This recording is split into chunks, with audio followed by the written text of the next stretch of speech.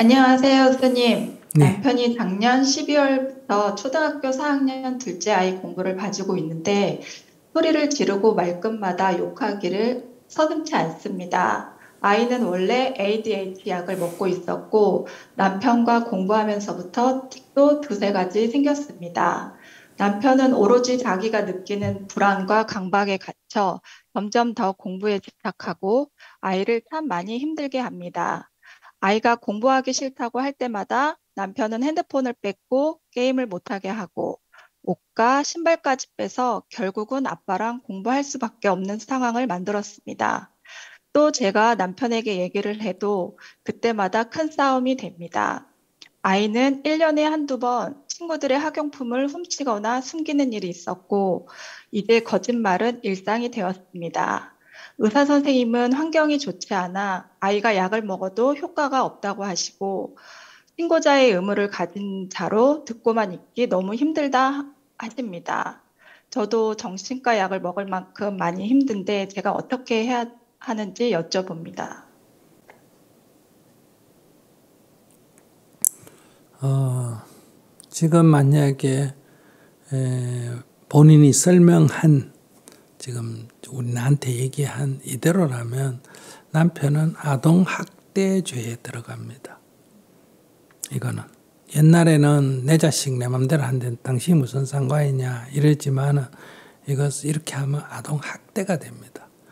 요즘은 아동학대는 큰 범죄거든요. 미국 같으면 바로 자녀를 아동보호소에서 뺏어갑니다. 그리고 접근을 금지시킨다.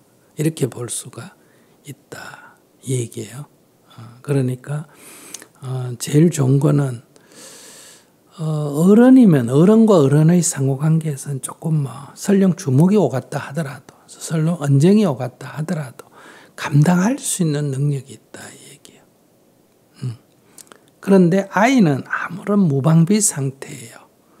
그렇기 때문에 어릴 때 이런 학대를 받게 되면 나중에 그 심리적인 이 억압이 일어나가 나중에 굉장히 성격이 사나워집니다. 폭발하게 된다.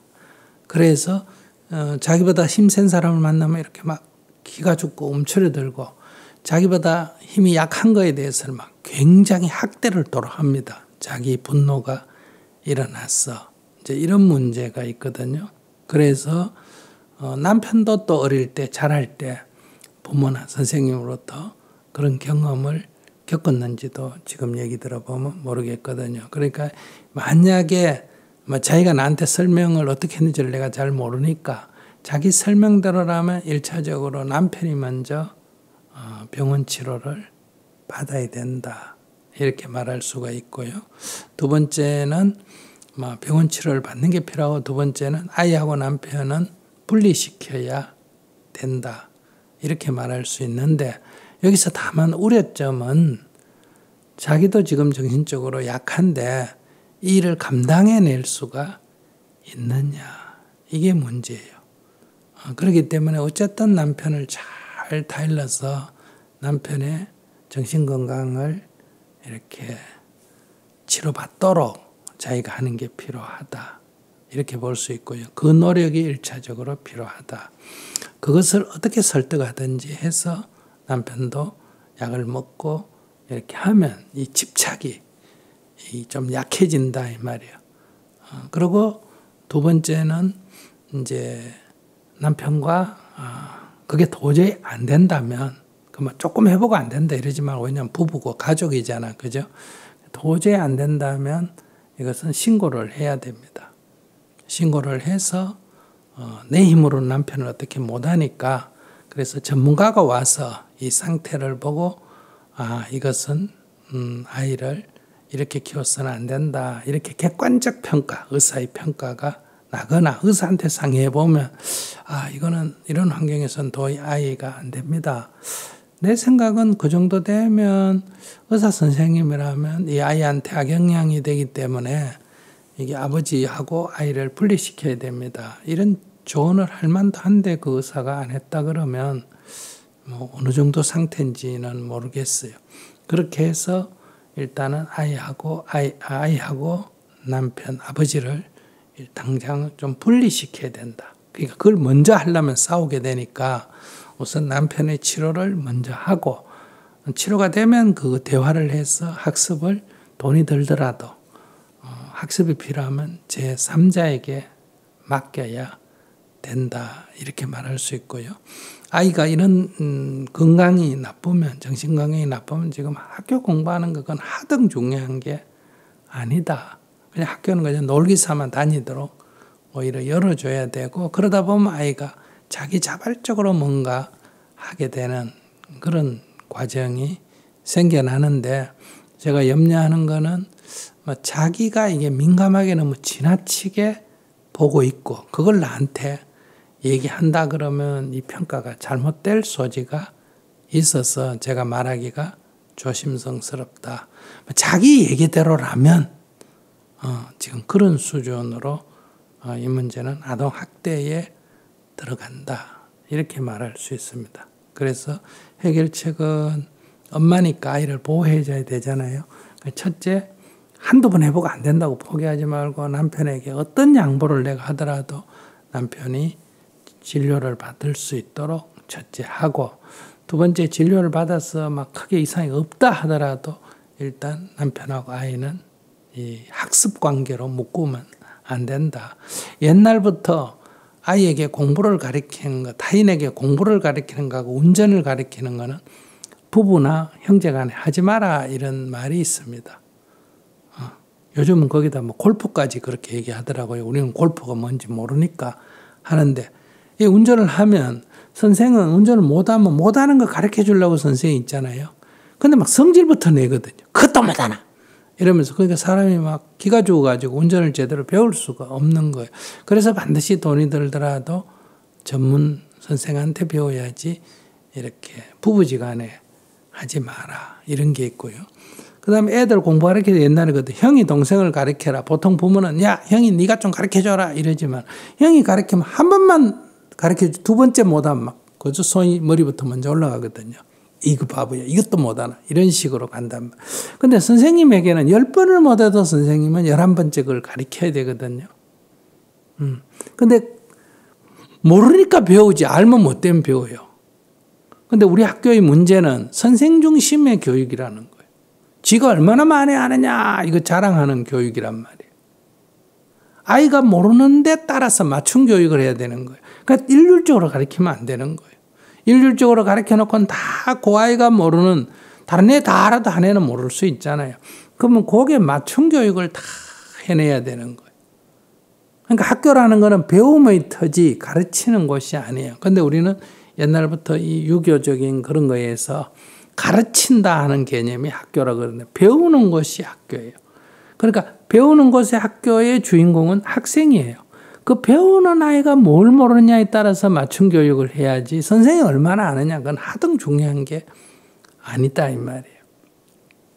그런 면에서 이 가까운 사람은 자꾸 이렇게 쉽게 이렇게 야단을 치기가 쉽다. 그래서 하면 안 되는 거예요. 그거는. 열에 한 명이나 오히려 형제간에나 부모님이 아이를 가르치는 게 이게 가능할지 몰라도 9명은 안 된다고 이거는 옛날부터 얘기가 된 거예요. 그래서 반드시 애의 학습은 선생한테 보내서 하는 거거든요. 그래서 아빠가 가르친다, 엄마가 가르친다 이거는 바람직하지가 않다. 그리고 엄마는 애 가르치는 선생이 아니고 모범을 보여주는 사람이라 해야 돼요. 깨안아주고 잘못해도 좀 포용하면서 모범을 보여야 돼. 자기는 잘못하면서 니만 잘해라. 그거는 애 교육에 도움이 안 됩니다. 그래서 선생님은 학교에서는 좀 지도해주고 모르는 거 가르쳐주는 사람이나 엄마는 그저 포용해주고 모범을 보여주고 집에 오면 이렇게 해야 되거든요.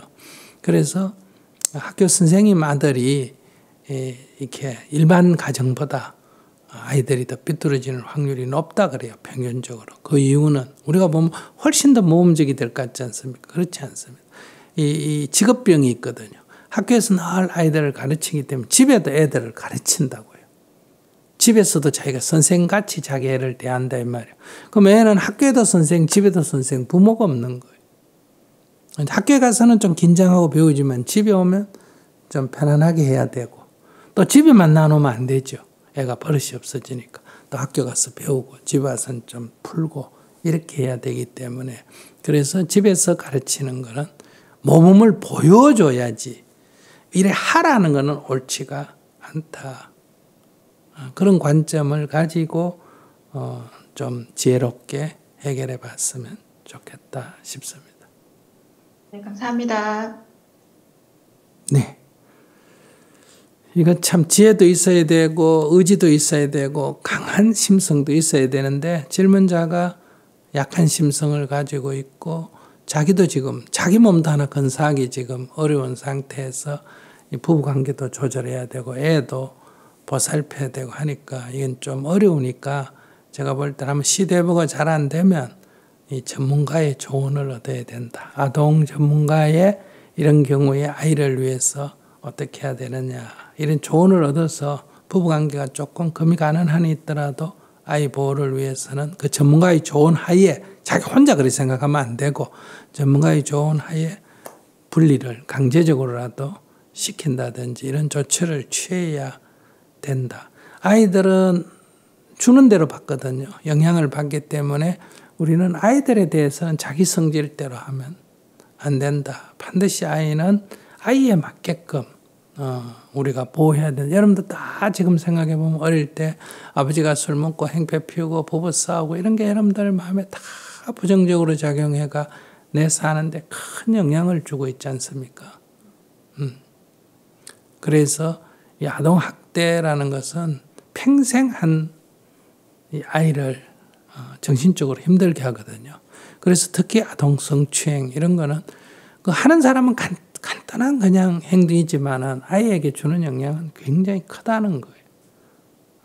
그래서 아동 학대는 안 된다 이런 말을 다시 한번 드리고 싶습니다.